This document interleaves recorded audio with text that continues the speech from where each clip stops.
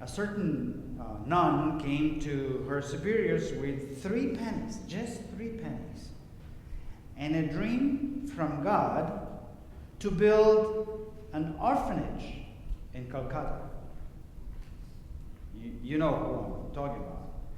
And they tried to discourage her, saying that it was a bad idea, that it could not be done, or anything else for that matter, with 3 pennies. But Mother Teresa told them that with God and 3 pennies, she could do anything. And the first assessment was, it's a bad idea. It's not going to work. I mean, haven't we heard those words in church sometimes? Well, you know how the story goes. She built the orphanage, and today is something that is very well known all over the world. It is a normal human response to look around and say, it's a bad idea, or there's not much here. That is why we so often identify with the disciples in the gospel accounts. They look around them in that desolate place, in that desolate desert with all of those people, and just 2 fish and 5 loaves of bread. And they say, Jesus, that's a bad idea what you want to do. That's a bad idea. There's not much here. Their tendency to see scarcity instead of abundance is timeless. And we have the same bias today. When the disciples look at the situation through their lens of scarcity, they see a lot of people, they see a lot of individuals to be dispersed. Jesus looks at the same situation through the lens of abundance, and he sees a community that needs to be, drawn together. The disciples see people as rivals for the same small amount of food. And Jesus sees them as partners who might be able to work together. The disciples see a problem. Jesus sees possibility. The disciples fret over getting. And Jesus focuses on giving. Scarcity, abundance. Glass half empty, glass half full. And this difference in perception is critical in a world where plenty are in lack, while others drown in overconsumption. The unprecedented accumulation of stuff on the part of the richest and the best fed of the world is not on the perception that life is premised on adequacy, but on scarcity. Will we have enough?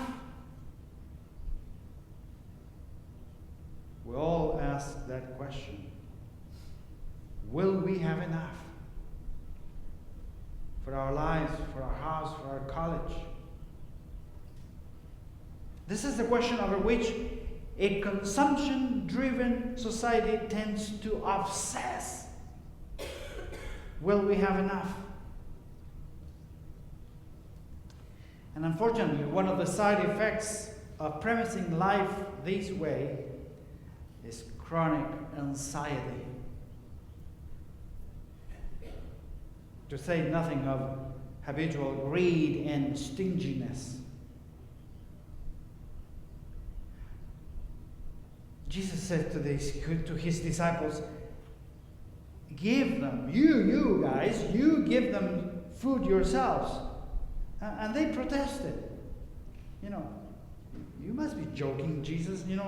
There's not much here. Just 5 loaves of bread and 2 fishes. To get a lunch for 5,000 people would take 6 months of, paychecks. So, no way. Jesus, this is so way out of the budget that we have.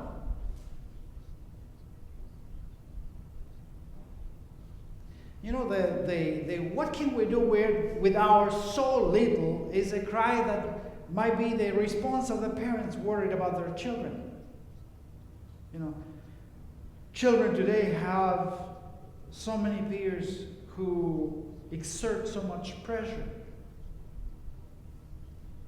And their child is with those peers at school or at play far more than he or she is with their parents.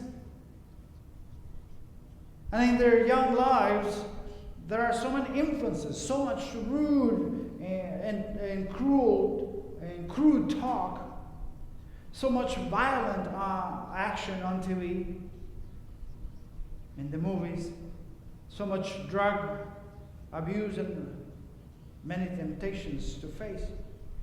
Parents beside themselves, hungry, for answers, ask, what can we do? Or what are we to do? We have nothing here but 5 loaves and 2 fishes. That might also be the response of someone trying to make an honest living, but the pressures to cut corners. Everyone is doing it, philosophy, cutthroat competition, and dirty office politics sap his energy and his spirit. He is hungry for answers about how he can be a Christian in the workplace. But they have all the power. He has nothing but 5 loaves and 2 fishes. That might be the response of the spouse who is desperately trying to make a goal of a husband, of a goal of a troubled marriage because her husband is not caring for her. And she has grown weary of being the only partner working at the relationship. Her husband is still around, but not too often.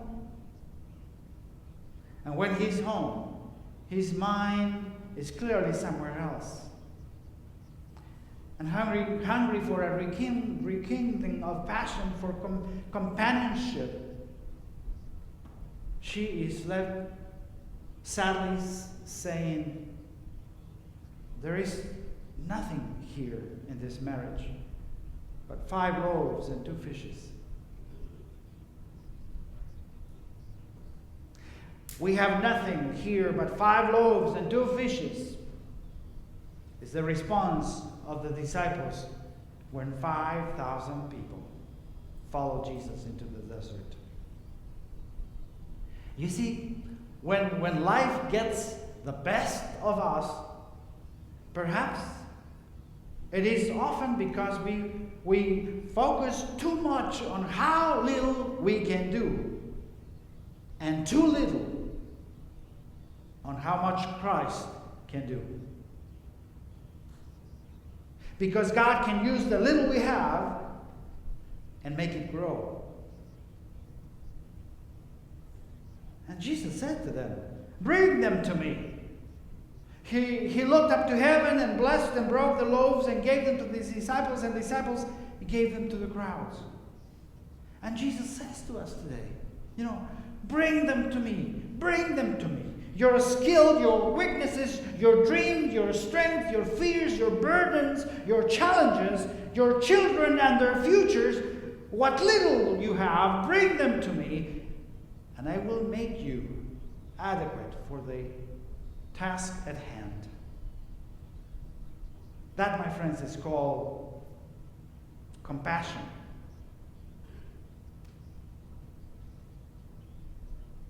Jesus feels along with them.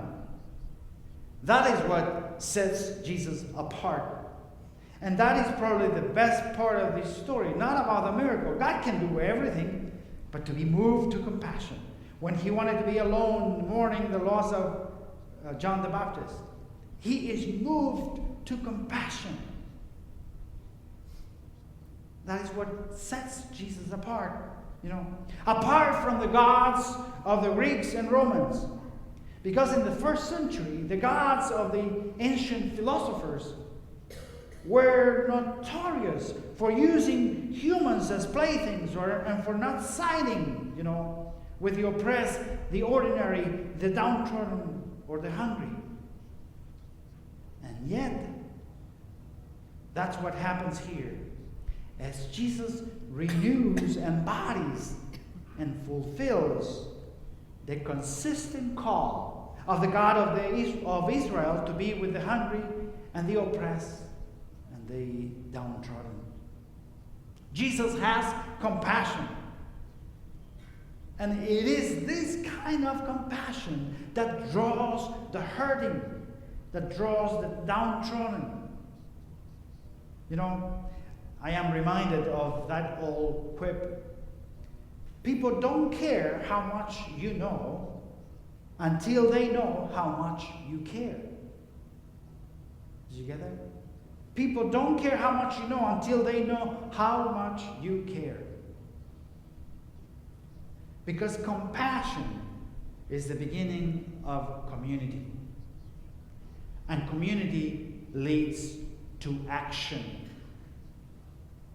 Because when we feel deeply with one another, when we see that we have more in common than what separates us, then all sorts of barriers fall and all sorts of possibilities emerge. Compassion moves us from scarcity to abundance. I've seen it so many times. When we have responded to the needs of our brothers and sisters here. Sometimes everything looked bleak, but we showed up, we pulled our resources together, and we showed what we can do when we are a true community.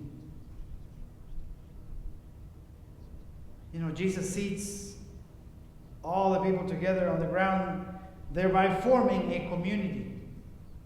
And there he receives what they have. 5 loaves of bread and 2 fish. Jesus blesses them, breaks them, and gives them away. Those are the sacramental actions. Receive, bless, break, and give. And what happens next? Jesus' actions based on his compassion for the people calls forth their generosity as they see themselves joined to one another. See, there is power in community. There is power in community. There is power in a common identity. There is power in a common goal. There is power in the abundance that emerges when we are partners rather than rivals. When we are producers rather than consumers. When we are devoted to giving, not getting. I know that the world's claims upon us are constant every day. And our efforts to respond are exhausting. And sometimes we reach compassion fatigue. Yes, I've been there. But Charles Wesley's prayer for us to pray when we are exhausted from doing good goes like this. Jesus, thou art all compassion, pure, unbounded love thou art. Visit us with thy salvation. Enter every trembling heart. I just want you to look at the altar here. And picture the small pieces of bread in the basket and the unfermented wine in the cup. We see it in our mind's eye and say, there's not much here.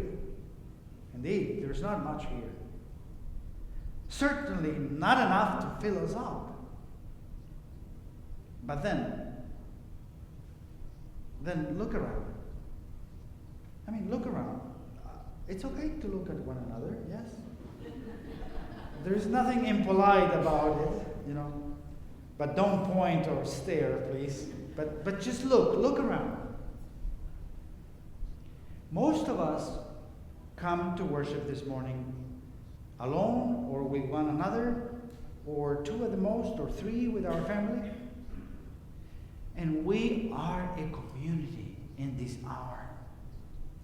And this holy meal fills us because we share it with one another.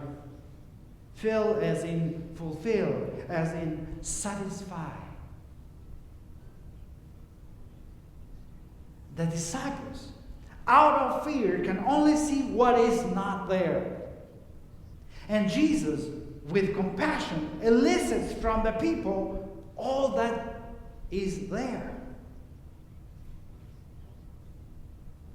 We are called to be a community of compassion. That is the ministry of doing what is right in front of you.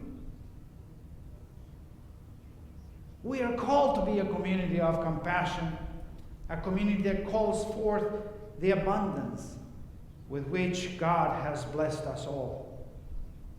If we care not just for God, but for those around us as well, if we care enough to try to help, I can assure you, the other miracles follow in our trail as well. And enough hope to go around, and still may even end up with more left over than we started with. That is what compassion calls us. We do what is right in front of us with what we have at hand.